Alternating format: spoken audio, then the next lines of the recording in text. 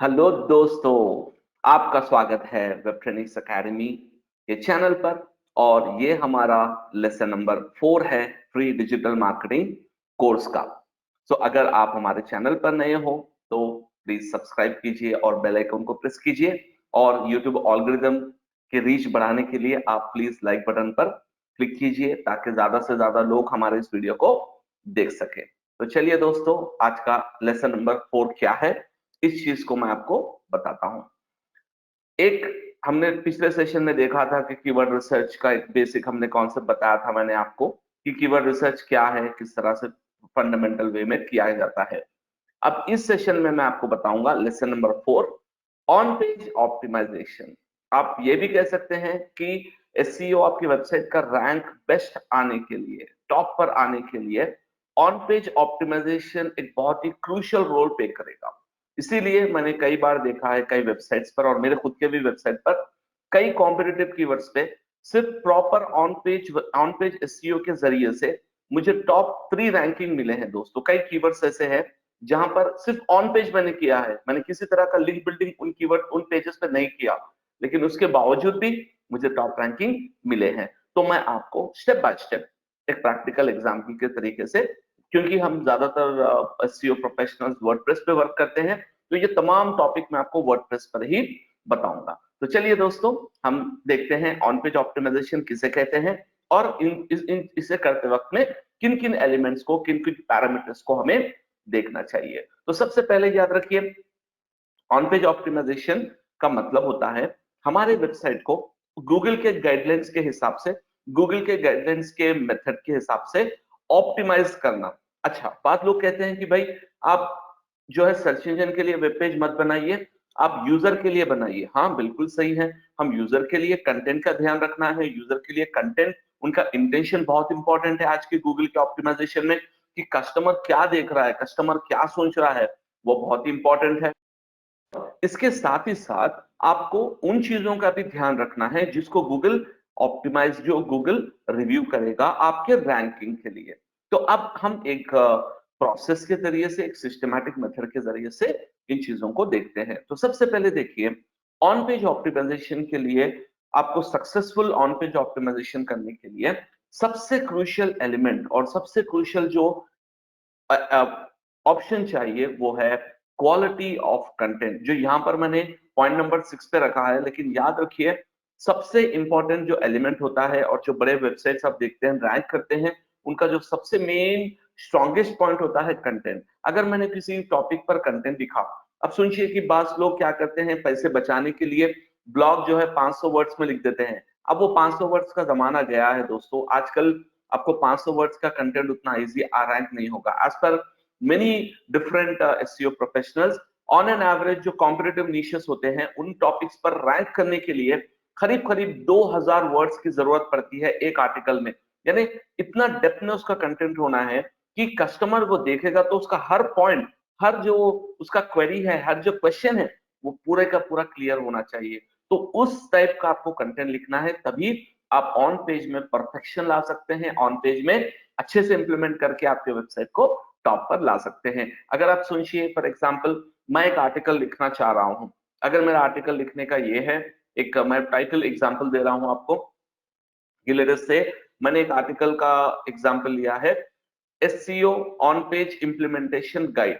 अगर मैंने ये लिया है, अगर मेरा टाइटल, तो इसका मतलब ये है दोस्तों कि ऑन पेज इंप्लीमेंटेशन गाइड अगर मैं बना रहा हूं, तो यहाँ पर मुझे 500 वर्ड्स तो बिल्कुल भी काम नहीं आएंगे, 1000 वर्ड्स भी काम नहीं आएंगे। ये आर्टिकल हो जाएगा आराम से 4 से 5000 वर्ड्स का आर्टिकल हो जाएगा, यानी बहुत बड़ा लॉन्ग लेंथ आर्टिकल हो जाएगा। तो मुझे उस तरह पे फोकस करना है कि जहां पर मुझे कंटेंट लिखकर पूरा एक एक पॉइंट मुझे कस्टमर को समझाना है, यूजर को समझाना है।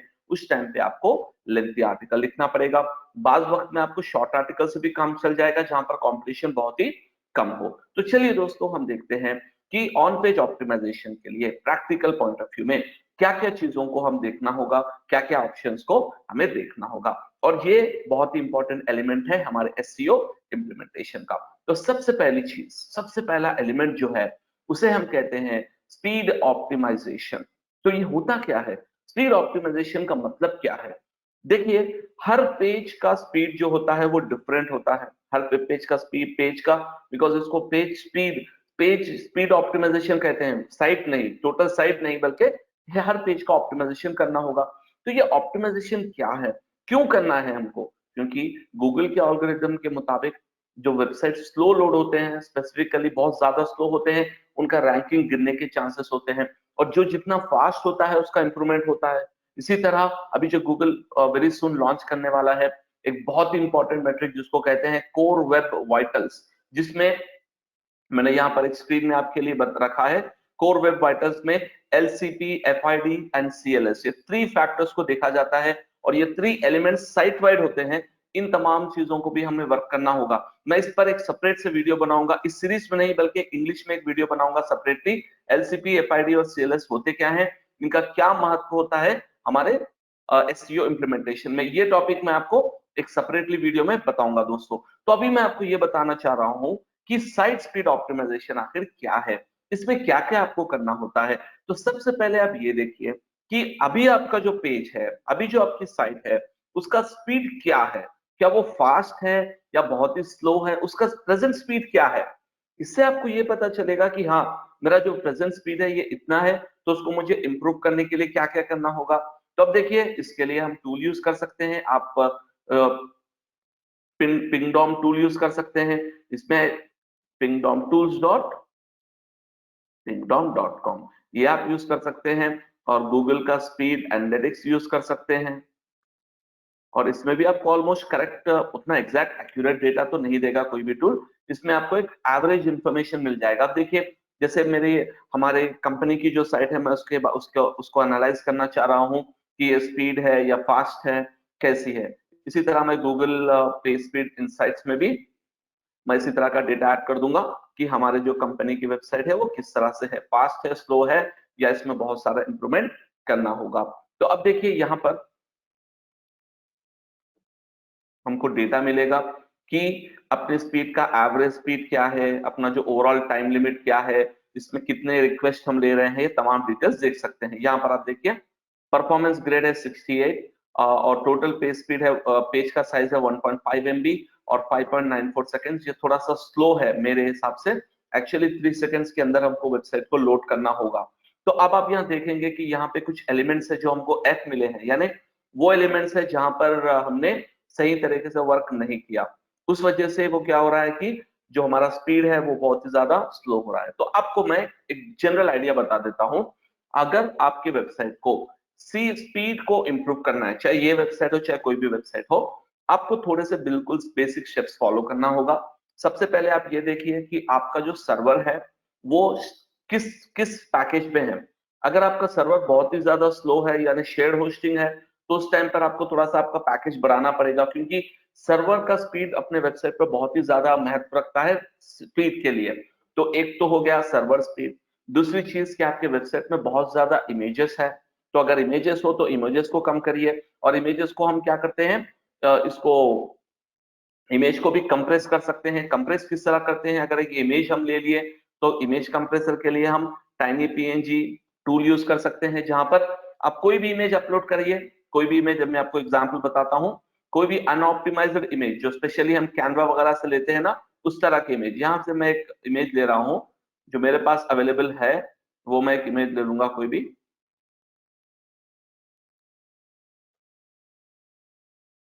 तो यहाँ से स्टॉक इमेजेस है, देखिए यहाँ पे। तो मैं यहाँ पे एक इमेज ले रहा हूँ अपने पेज से। इसका अच्छा ऑलरेडी साइज बहुत कम है, तो इसको कोई ऑप्टिमाइज करने की जरूरत नहीं है, मैंने ऑलरेडी इसको ऑप्टिमाइज कर दिया है। ओके, मैं एक आपको एग्जांपल बताता हूं। तो इमेज ऑप्टिमाइजेशन ये भी बहुत ही ज्यादा अहमियत की चीज होती है। मैं आपको एक समझाता हूं, जब भी मैं ब्लॉग लिखता हूं तो मैं किस तरह से उस इमेज को ऑप्टिमाइज करता हूं। तो देखिए, ये हमारे पास 2 इमेजेस है, ये आई थिंक ऑलरेडी मैंने इसको ऑप्टिमाइज कर लिया होगा। अच्छा, ये 89.73 है। ओके, देखिए इसका 28% इमेज कम हो चुका है, यानी जो इमेज ऑलरेडी ऑप्टिमाइज्ड है उसको भी हम फर्दर ऑप्टिमाइज कर सकते हैं विदाउट लूजिंग द क्वालिटी। तो अगर आपके वेब पेज पे इमेजेस हो तो आप फौरी देखिए कि उन इमेजेस को आप उसका साइज कम करने की, उनको ऑप्टिमाइज करने की कोशिश कीजिए। इसी तरह बहुत सारे लोग क्या करते हैं, प्लगइन्स होते हैं वर्डप्रेस में, उनको एक्टिव छोड़ देते हैं। तो याद रखिए, वर्डप्रेस स्लो होने का एक बहुत ही बड़ा रीजन होता है कि ज्यादा से ज्यादा प्लगइन्स इंस्टॉल कर देना। अगर आप बहुत ज्यादा प्लगइन्स इंस्टॉल करे हुए होंगे तो आपका वेबसाइट का स्पीड बिल्कुल ही स्लो हो जाएगा। तो आपको प्लगइन्स को भी एलिमिनेट करना है। इसी तरह प्लगइन्स के साथ जो कोड होता है उसको मिनिफाई भी करना होता है। तो इस तरह से ये बेसिक चीजें जैसे कि सर्वर स्पीड, आपके नंबर ऑफ इमेजेस रिड्यूस कीजिए, इमेज का कंप्रेशन कीजिए और प्लगइन्स वगैरह को जो जरूरत नहीं है उसको रिमूव कर दीजिए। तो आपका जो फर्स्ट फैक्टर है वो फैक्टर पूरा हो जाएगा। और इसके साथ साथ और एक मैं आपको सिंपल सा प्लगइन बोलता हूं वर्डप्रेस के लिए, W3 टोटल कैश, ये प्लगइन आप यूज कर सकते हैं। और अगर आप प्रीमियम लेना चाह रहे हैं जो तमाम फैक्टर्स को ऑटोमेटिकली सॉल्व कर लेगा, वो हम यूज कर सकते हैं WP रॉकेट। तो आप ये फ्री वर्जन यूज करिए, ये प्लगइन ऑप्टिमाइजेशन करने के लिए अपने वेबसाइट को बहुत ही फास्ट करेगा, मिनिफिकेशन वगैरह बहुत एलिमेंट्स को ये ऐड करेगा। ये हम यूज कर सकते हैं या सिंपली आप यूज कीजिए WP रॉकेट। ये बहुत ही जरूरी है। सबसे पहले आपको करना है स्पीड ऑप्टिमाइजेशन, इसके बाद तमाम एलिमेंट्स को आपको करना होगा। तो अब देखिए नेक्स्ट ऑप्शन होता है URL ऑप्टिमाइजेशन। URL मतलब आपका वेब पेज का एड्रेस। इसमें यह है दोस्तों कि जो एड्रेस हम लिखते हैं गूगल के गाइडलाइंस के मुताबिक आपका एड्रेस, आपका URL स्टैटिक होना चाहिए, उसमें ज्यादा से क्वेश्चन मार्क्स और इक्वल टू सिंबल्स, आईडीज वगैरह नहीं होना चाहिए। वो सिंपल स्टैटिक होना चाहिए जिससे गूगल को पता चले कि ये पेज किस बारे में है। तो अब हमारे वर्डप्रेस में तो सिंपली हम यहाँ पर जब हम आर्टिकल लिखते हैं उसी टाइम पर हमको यहाँ URL आ जाएगा। तो इस पे आप क्लिक करिए। अभी देखिए मेरा URL मैंने दिया है top 10 degree colleges in Hyderabad. ये आर्टिकल जो मैंने लिखा था top 10 degree colleges in Hyderabad, जो हैदराबाद के स्टूडेंट्स होते हैं उनको कॉलेजेस के बारे में एड्रेस देने के लिए मैंने लिखा था। तो उस वजह से मैंने इसका लिया है top 10 degree colleges in Hyderabad. और याद रखिए जब भी हम कीवर्ड यहाँ पे डालें उन पर हाइफन से उनको हम डिफरेंशिएट करना होगा। जो भी हमारा एक वर्ड है उसको हाइफन लगाना होगा। और एक इंपॉर्टेंट चीज, आप URL में कभी भी ईयर मत रखिए, कभी भी ईयर मत रखिए, क्योंकि अगर आपने URL में ईयर रख दिया तो इसका मतलब आपको जितने बैकलिंक्स आएंगे वो उस URL पे रहेंगे। फिर आप नेक्स्ट ईयर उसको चेंज करने जाएंगे आप, तो आपको प्रॉब्लम ये होगा कि फिर से आपको URL रिडायरेक्शन करना पड़ेगा और आपका URL का प्रॉब्लम हो जाएगा। तो आप हमेशा याद रखिए और ज्यादा बड़ा भी नहीं दीजिए URL। अगर आपको बहुत लेंथी कीवर्ड पे रैंक करना है तो पूरा लेंथी कीवर्ड मत दीजिए, सिर्फ उसमें जो इंपॉर्टेंट वर्ड्स है, जो इंपॉर्टेंट पैरामीटर्स है उसी पर आपको फोकस करना है। और वो फोकस इस तरह से करना है कि हर वर्ड के बाद में आपको हाइफन देना है। अगर फॉर एग्जाम्पल मुझे रैंक करना है एक कीवर्ड पर, let's say best MBA colleges in top 10 MBA colleges in Hyderabad, ये मेरा कीवर्ड है। तो मैं इसका जो टाइटल, इसका जो URL रहेगा मैं वो इस तरह से भी लिख सकता हूं। उसको अगर मैं एग्जैक्ट तरीके से लिखूं तो मैं ऐसा लिखूंगा MBA कॉलेजेस इन हैदराबाद, मैं ये भी लिख सकता हूं। या अगर मुझे और थोड़ा सा स्पेसिफिक होना है तो top MBA colleges in Hyderabad. Top 10 नहीं लिखूंगा क्योंकि अगर फिर से मैंने और कॉलेजेस ऐड किए तो मेरा कंटेंट बढ़ेगा, लेकिन वहां पे तो मैंने 10 लिख दिया। तो उस वजह से हम कभी क्या करते हैं, नंबर्स को एलिमिनेट करने की कोशिश करते हैं URL में। इसमें ईयर आपको कभी भी नहीं देना है। ईयर आप दे देंगे तो फिर नेक्स्ट ईयर आपको फिर एडिट करना पड़ेगा, रिडायरेक्शन करना पड़ेगा। तो उस चीज से आप बचिए। तो सेकंड ऑप्शन होता है दोस्तों URL ऑप्टिमाइजेशन, जिसका मतलब होता है हमारे परमालिंक जो यहाँ पर आता है, इस परमालिंक को प्रॉपरली जो हमारा टारगेट कीवर्ड है उस पर फोकस करने को हम कहते हैं URL ऑप्टिमाइजेशन। बहुत ही आसान होता है, कोई कॉम्प्लेक्सिटी इसमें नहीं होती है। उसके बाद थर्ड ऑप्शन होता है टाइटल टैग। अब टाइटल टैग क्या होता है, अगर आप वर्डप्रेस यूज कर रहे हैं तो आपको डेफिनेटली टाइटल, मेटा डिस्क्रिप्शन वगैरह वगैरह आपको लिखने के लिए डेफिनेटली आपको ये वाला प्लगइन इंस्टॉल करना पड़ेगा, योस्ट SEO प्लगइन। मैं जो यूज करता हूं, मेरे हर प्रोजेक्ट में मैं योस्ट SEO यूज करता हूं। बहुत ही बेहतरीन प्लगइन है। बाद लोग रैंक मैथ यूज करते हैं, वो भी एक प्लगइन है, लेकिन मेरा पर्सनली मैं जो चॉइस करता हूं वो है Yoast SEO, one of the best plugin. तो योस्ट SEO आपके पास होगा तो आप title tag optimization, meta tag optimization और थोड़े से इंटरेस्टिंग एनालिसिस भी आप कर सकते हैं। वो क्या होता है मैं भी आपको बताऊंगा आगे चलकर। तो देखिए टाइटल ऑप्टिमाइजेशन क्या होता है कि हमारा जो पेज हम गूगल पर सर्च करते हैं तो सबसे पहले जो ब्लू कलर का लिंक आता है उसे कहते हैं टाइटल टैग। तो हमारा गोल ये है कि वो टाइटल टैग रेलेवेंट रहना है हमारे टारगेट कीवर्ड से। तो वो हम किस तरह लिखते हैं, अगर आप यहाँ पे आर्टिकल पे स्क्रॉल करेंगे तो नीचे मैंने एक आर्टिकल लिखा है, यहाँ पर देखिए एडिट कर दिया है, तो ये देखिए मेरा टाइटल है top 10 degree colleges in Hyderabad, bracket में मैंने दे दिया 2021। हाँ, ये एक बहुत ही इंटरेस्टिंग ट्रिक है। अगर आप कोई ईयर को टारगेट करना चाह रहे हैं तो इसको ब्रैकेट में या सिर्फ ऐसे ही आप टाइटल में दे दीजिए, क्योंकि आप टाइटल कभी भी चेंज कर सकते हैं। अभी 2021 है तो मैंने 2021 रखा, नेक्स्ट ईयर मैं इसको चेंज कर सकता हूं। और एक बात, अगर आपका टाइटल में अगर आपके पास मल्टीपल कीवर्ड्स हो जिसको आप रैंक करना चाह रहे हैं, टारगेट करना चाह रहे हैं, तो आप ऐसे भी कर सकते हैं। टाइटल में आप अपने मल्टीपल कीवर्ड्स को ऐड कर सकते हैं। कैसे, अभी एग्जांपल मैं देता हूं। मैं एक ई कॉमर्स वेबसाइट रन कर रहा हूं, उसमें मुझे एक टीवीज के बारे में एक पेज है जिसमें एलईडी एलसीडी तमाम पेजेस कीवर्ड्स मौजूद हैं। तो मुझे मल्टीपल कीवर्ड्स को टारगेट करना है टाइटल पे। Let's say for example LED और तमाम टीवीज के, तो लेट्स से वो एक ब्रांड है जैसे कि सोनी ब्रांड है, so I can say buy Sony televisions TVs online hyper, मैंने ये एक कीवर्ड रख दिया। उसके बाद LCD comma LED comma OLED comma plasma, अगर वो हो, I am just giving plasma televisions in India pipe. Last में हम टाइटल में लिखते हैं अपना ब्रांड नेम, तो जो भी आपका ब्रांड नेम है वो ब्रांड नेम। तो इससे ये होता है दोस्तों कि जब हम ये तमाम एलिमेंट्स को मिलाकर लिखेंगे, इस तरह से जब हम मल्टीप्लाई करेंगे, तो यहाँ पे परम्यूटेशंस एंड कॉम्बिनेशंस के जरिए से आपका कीवर्ड इस कीवर्ड पर यानी बाई सोनी टेलीविजन पर रैंक हो जाएगा, बाई एलसीडी सोनी टीवी पे भी रैंक होगा, बाई एलईडी, और इसका कंपटीशन भी फैक्टर होता है।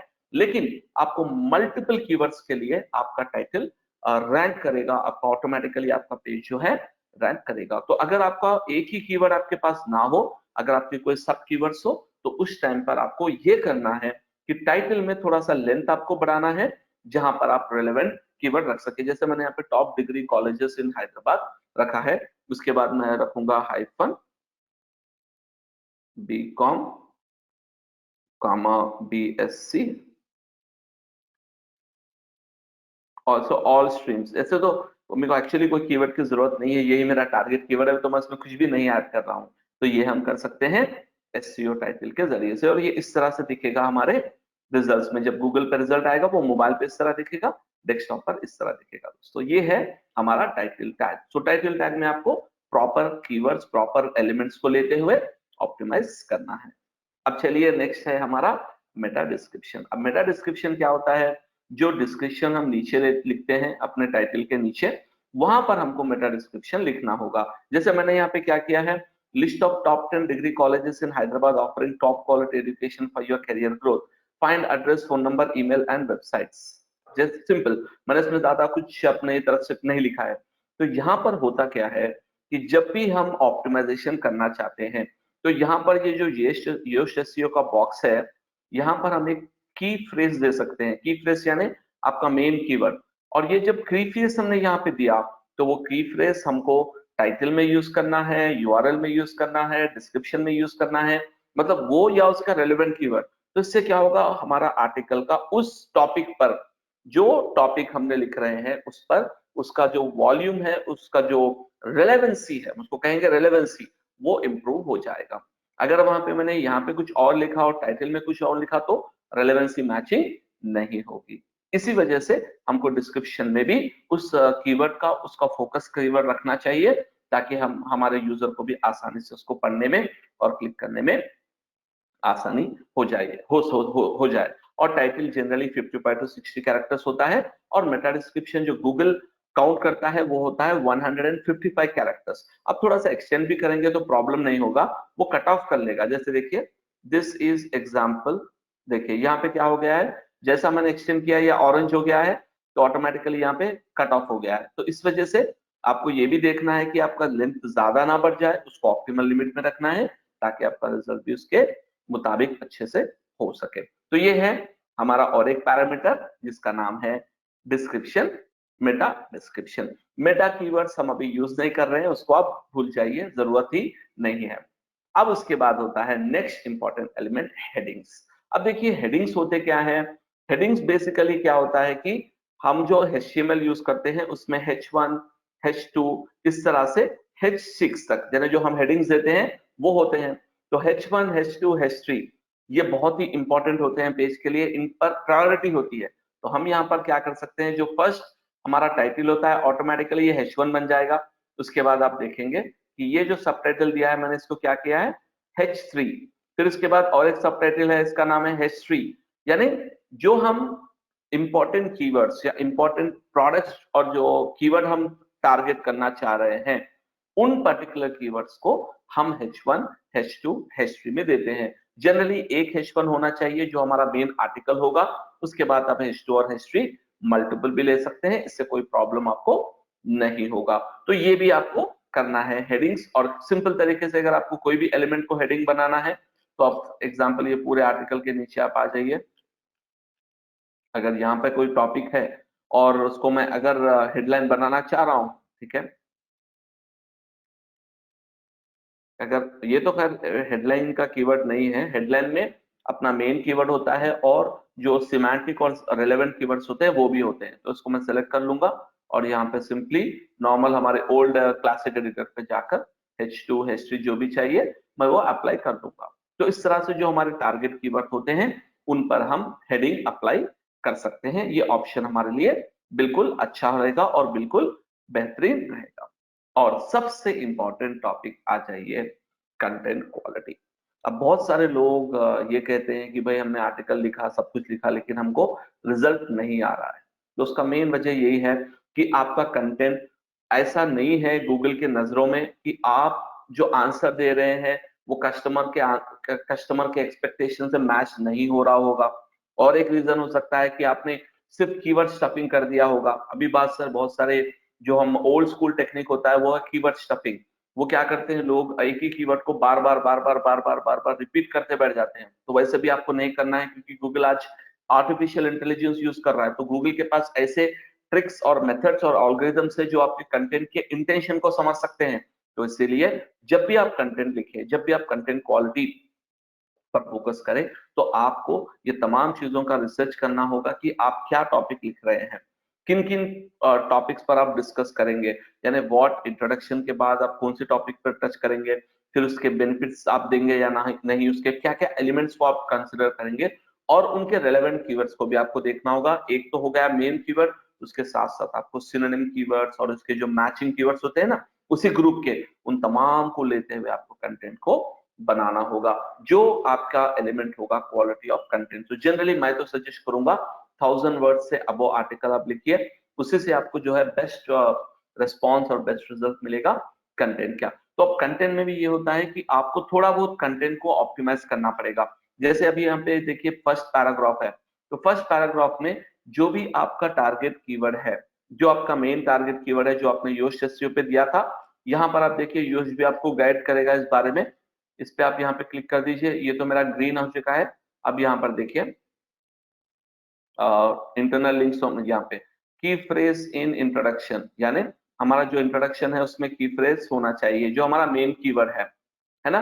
तो वो टाइटल पे यहाँ पे मैंने उसको दिया है। कैसे दिया है, tired of searching for the best college in Hyderabad to join, don't worry we are here to help you in this search of yours, we made a list of top 10। अभी मैंने इसको कीवर्ड 2 बार रिपीट किया। ऐसे हम क्या करते हैं, कभी कभी हमको एक आध बार कीवर्ड रिपीट हम कर सकते हैं। जो हमारा रेलेवेंट कीवर्ड है हम उसी को रिपीट करेंगे। उसके बाद मैंने कहीं पर भी ज्यादा इसको रिपीटेशन नहीं किया है, इसको मैंने सिर्फ लिमिटेड ही रखा है। तो कंटेंट में हम यही देखते हैं कि हमारा टॉपिक क्या है, उसके सिमेंटिक कीवर्ड्स क्या है, क्या ये यूजर का तमाम जो इंटेंशन है, जो सब्जेक्ट है, उसको वो कवर कर रहा है या नहीं कर रहा है। तो ये पॉइंट को भी आपको जरूर जरूर देखना होगा, जिसको हम कहते हैं कंटेंट क्वालिटी।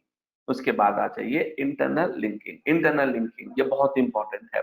जब भी आप आर्टिकल लिखो तो आप ये देखिए कि उस आर्टिकल को क्या कम, अभी जो एग्जिस्टिंग आर्टिकल से जो ऑलरेडी रैंक कर रहे हैं, क्या हम उनसे इस आर्टिकल को लिंक दे सकते हैं, क्या उस आर्टिकल से हम यहाँ पर यूजर को जो है हम लिंक दे सकते हैं, हमारे पेज को लिंक कर सकते हैं या नहीं। और उसी तरह हमारा जो अभी एग्जिस्टिंग पेज है, हम इस पेज में से किसी और को अपने ओल्ड पेज को लिंक कर सकते हैं। इंटरनल लिंक, जैसे देखिए यहाँ पे मैंने क्या किया है, जो भी आर्टिकल रीड करेंगे वो तो डिग्री के बारे में है, लेकिन साथ ही साथ मैंने यहाँ पर अपना एक छोटा सा इंट्रो के टाइप में हमारा डिजिटल मार्केटिंग के बारे में देखकर यहाँ पर मैंने इंटरनल लिंक लिख लिया है, लेकिन जनरली इस तरह से आप मत दीजिए। आप कोशिश यही कीजिए कि जो आप इंटरनल लिंक जो भी दे रहे हैं वो ऊपर कंटेंट, क्योंकि ये रेलेवेंट कंटेंट नहीं है इसीलिए मुझे यहाँ पे इंटरनल लिंक मैंने नहीं दिया। जो मेरे टॉपिक होते हैं एसईओ और डिजिटल मार्केटिंग, उन टॉपिक को मैं ऊपर ही कंटेंट में ही मैं लिंक कर देता हूँ उसका रेलेवेंट टॉपिक से। तो इससे क्या होता है कि इंटरनल लिंक का हमारा जो एलिमेंट्स है वो भी अच्छे से ऑप्टिमाइज हो जाता है, और जो हमारा टारगेट कीवर्ड है उसको भी, जो हम अलग पेज है उसको भी हम वैल्यू दे सकते हैं, इसके पेज का भी वैल्यू बढ़ जाएगा इंटरनल लिंकिंग के जरिए से।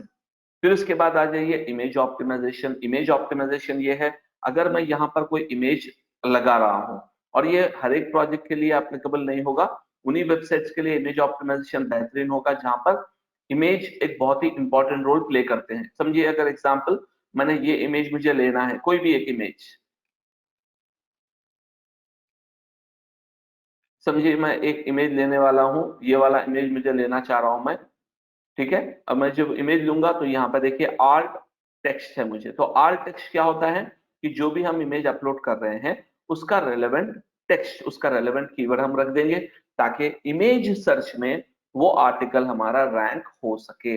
वो आर्टिकल या पिक्चर वो इमेज सर्च में रैंक होगा। इमेज सर्च के डायरेक्ट रिलेशनशिप एसईओ पर यानी वेब रिजल्ट्स पर उतना ज्यादा इम्पैक्ट नहीं होगा।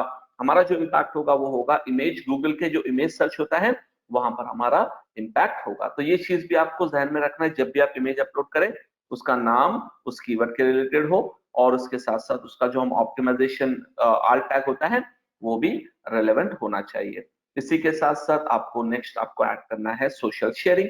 ये तो सिंपल आपको प्लगइन मिल जाएगा, शेयर दिस एट दिस नाम का प्लगइन है, आप उसको इंस्टॉल कर दीजिए। हर पेज पर लेफ्ट, टॉप, बॉटम या राइट कहीं पर भी शेयरिंग ऑप्शन होना चाहिए, जिससे यूजर आपके आर्टिकल को शेयर करेंगे उसका रैंकिंग बढ़ जाएगा। जब जितना ज्यादा शेयर करेंगे उसकी ट्रस्टवर्थीनेस भी बढ़ेगी। तो ये तो सिंपल प्लगइन है, आपको डेफिनेटली यूज करना है। अब आ जाइए स्कीमा। यहाँ पर एक इंपॉर्टेंट पॉइंट आपको बता दूं मैं, जो सबसे इंपॉर्टेंट स्कीमा जो होता है, एक है एग्रीगेट स्कीमा, और एक स्कीमा जो बहुत ही पॉपुलर है वो है एफएक्यू स्कीमा। ये दो स्कीमा बहुत ही इंपॉर्टेंट अभी चल रहे हैं। एक तो एग्रीगेट स्कीमा का मतलब होता है कि हमारे जो रेटिंग्स होते हैं वो हमारे आर्टिकल के साथ आ जाएंगे, कि जो भी हम आर्टिकल लिख रहे हैं उसको अगर हमने स्कीमा टेस्टिमोनियल लगा दिया उसके साथ हम एग्रीगेट स्कीमा ये हम प्लगइन से कर सकते हैं। तो एग्रीगेट स्कीमा ऐड कर देंगे हम, उससे हमारे वेब पेज का वैल्यू बढ़ जाएगा। इसी तरह एफएक्यू स्कीमा भी एक प्लगइन हम ले सकते हैं। जो एफएक्यूज जो आते हैं, अभी मैं आपको एग्जांपल बताऊंगा एफएक्यू स्कीमा होता क्या है। आप सर्च कीजिए हेल्थ इंश्योरेंस कीवर्ड पर, आपको आइडिया आ जाएगा ये स्कीमा किस तरह से आएगा। ये देखिए, ये बहुत ही वैल्यूबल पैरामीटर है दोस्तों, इसको कहते हैं एफएक्यू स्कीमा। जो हमारा आर्टिकल है, टाइटल है, डिस्क्रिप्शन है, उसके साथ साथ आप देख रहे हैं यहाँ पर एडिशनल जो सब लिंक्स आ रहे हैं उसको कहते हैं एफएक्यू स्कीमा।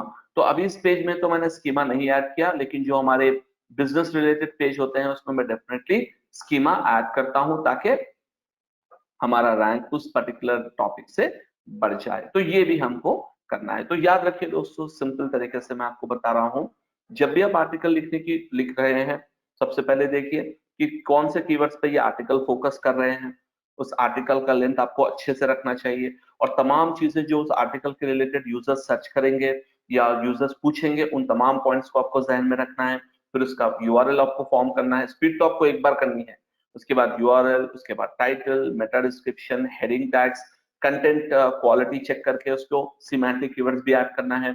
फिर उसके बाद इंटरनल लिंकिंग, फिर then image optimization, social sharing और स्कीमा एलिमेंट्स। ये तमाम चीजें आप करेक्ट कर रहे हैं नहीं कर रहे हैं, इसको देखने के लिए आप सिंपल से योस्ट एसईओ पे आ जाइए, और यहाँ पर ये है एनालिसिस। तो यहाँ पर देखिए की फ्रेज डेंसिटी, द फोकस की फ्रेज वाज फाउंड 3 टाइम्स, जो हमारा मेन कीवर्ड है, that's less than the recommended minimum of 6 times of the text of this length. यानी हमारे टेक्स्ट के हिसाब से वो क्या कह रहे हैं, 6 बार आप रिपीट कीजिए। लेकिन मैं आपको फिर से बता दूं, सिर्फ ब्लाइंडली आपको कीवर्ड फ्रेज रिपीट करना आपका गोल नहीं है, आपको इंटेंशन देखना है, और आपको जो रेलेवेंट टॉपिक और कीवर्ड्स है वो भी देखना है, उसके हिसाब से आपको रिपीट करना है। तो मैंने बिल्कुल भी ऑप्टिमाइजेशन में ओवर ऑप्टिमाइजेशन नहीं किया है, सिंपली मैंने 3 ही बार उस टॉपिक को रिपीट किया है। की फ्रेज इन सब हेडिंग, यूज मोर कीफ्रेज और synonyms in the higher level headings. मतलब अगर मैंने H1 लिया है, top degree courses, degree colleges in Hyderabad, तो इसमें क्योंकि मैंने पूरे कॉलेजेस को ले लिया है, इसके साथ साथ गूगल ये हमारा योशिस्यू ये कह रहा है कि आप साथ ही साथ थोड़ा सा और एलिमेंट कब कर लीजिए, वो ये है कि आप सब हेडिंग में H2 में एक रेलेवेंट कीवर्ड, जैसे कि हो सकता है बीएससी, हो सकता है डिग्री कोर्सेस इन हैदराबाद, ऐसा कीवर्ड आप ऐड कर लीजिए, या best degree courses, degree colleges in Hyderabad add कर लीजिए। इस तरह से आपको सब हेडिंग में भी कीवर्ड रखना है, उसका सिमेंटिक कीवर्ड रखना है, उसको भी हम टारगेट कर सकते हैं। और इसी तरह दो इंप्रूवमेंट बता रहा है, एक है outbound links, all outbound links on this page are no follow. Actually no follow मतलब होता है कि हमने इसको डीवैल्यू कर दिया है। इस ये लिंक मैंने दिया है लेकिन ये डीवैल्यूड लिंक है, क्योंकि उस्मानिया बड़ा कॉलेज है, मैं इसको नो फॉलो से निकाल देता हूं। चलिए मैंने ये एलिमेंट निकाल दिया। मतलब ये कि एक पेज हमारा जो है वो डू फॉलो है, जो हम उस्मानिया को लिंक दे रहे हैं, तो इससे हमें कोई फर्क नहीं पड़ेगा, किसी तरह का हमको तकलीफ या प्रॉब्लम नहीं होगा, सिर्फ वो आर्टिकल का वैल्यू उस्मानिया कॉलेज को जरूर ब जरूर मिलेगा। अब चलिए अभी हम देखते हैं हमारे और कुछ सजेशंस। हमारा गोल है, ये पहले ओके आएगा आपको, ओके से आपको इम्प्रोवाइज करते करते उसको गुड तक ले जाना है। कीवर्ड फ्रेज डेंसिटी का तो प्रॉब्लम देखिए, keyword phrase in title, the exact match of this key phrase appear in SEO title but not at the beginning. Not at the beginning मतलब जो हमारा की फ्रेज है वो है डिग्री कॉलेजेस इन हैदराबाद।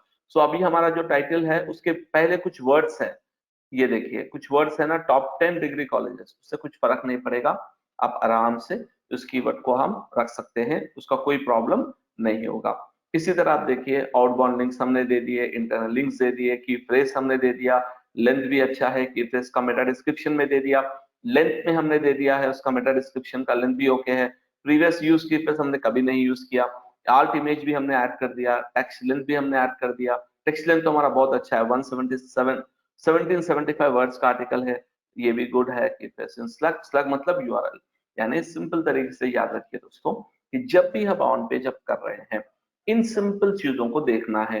आपको टाइटल, आपका जो यूआरएल है, टाइटल है, मेटा डिस्क्रिप्शन है, हेडिंग्स है, आपकी क्वालिटी ऑफ कंटेंट है, जो स्कीमा एलिमेंट्स है, ये तमाम चीजों को देखते हुए जब आप परफेक्टली एक पेज बनाएंगे बगैर किसी बैकलिंक के भी, वो रैंक हो सकेगा। ये होता है दोस्तों एक पेज बाय पेज, ये हर पेज पर करना होगा separately. So page by page optimization जो करते हैं, वो ऑप्टिमाइजेशन हमारे ये प्रोसेस में होता है, जिसको हम कहते हैं ऑन पेज ऑप्टिमाइजेशन। इसके साथ साथ और एक भी फैक्टर ऑन पेज में हम जो एडवांस में करते हैं वो ये होता है कि साइट लेवल। साइट लेवल मतलब पूरे साइट पर, ये तो हम पेज लेवल कर रहे हैं, पूरे साइट पर साइट मैप जनरेशन, जो साइट मैप होता है, साइट मैप बनाकर हम गूगल सर्च कंसोल में सबमिट करना, जो तमाम पेजेस को एक्टिवेट कर लेगा। robots.txt, अगर आपको कोई पेजेस नहीं चाहिए, वो पेजेस को आप एलिमिनेट करेंगे। यूआरएल redirects, अगर आप कोई पेज का नाम चेंज कर रहे हैं तो उस पेज के यूआरएल को चेंज करना पड़ेगा। कैनोनिकल्स, अगर आपके पास डुप्लीकेट पेज है तो वो भी आपको यूज करना पड़ेगा। अदर टेक्निकल एलिमेंट्स, यानी अगर आप किसी और टेक्निक, जैसे कि आपको फीचर बॉक्स में आपका कंटेंट लाना है तो उसके लिए किस तरह ऑप्टिमाइज करना है, वो ऐसे बहुत सारी चीजें हम इंडिविजुअल लेवल पे भी अप्लाई कर सकते हैं। तो ये होता है दोस्तों ऑन पेज ऑप्टिमाइजेशन, बिल्कुल सिंपल तरीके से, बिल्कुल स्ट्रेट फॉरवर्ड मेथड से हम किसी भी पेज को करेंगे। तो जब मैंने पहले ये किया था तो पहले मुझे 2-3 महीने तक बिल्कुल भी रैंक नहीं आया था, लेकिन उसके बाद आप देखिए top 10 degree colleges in Hyderabad, ये कीवर्ड पे मैं भी आई थिंक टॉप 3 या कुछ पोजीशन पर हूं मैं यहाँ पे, हाँ 1 और 2 पे हूं मैं यहाँ पे, सेकंड पोजीशन पे मेरा आर्टिकल आ चुका है। अब अगर मैं थोड़ा सा और ऑप्टिमाइज करूंगा तो ये टॉप पर भी आ जाएगा। दोस्तों हमारा lesson number 4 on the topic of on page optimization, बहुत ही सिंपल तरीके से मैंने आपको बताया है। प्लीज आप हमारे चैनल को सब्सक्राइब कीजिए और बेल आइकन को प्रेस कीजिए। Thank you very much.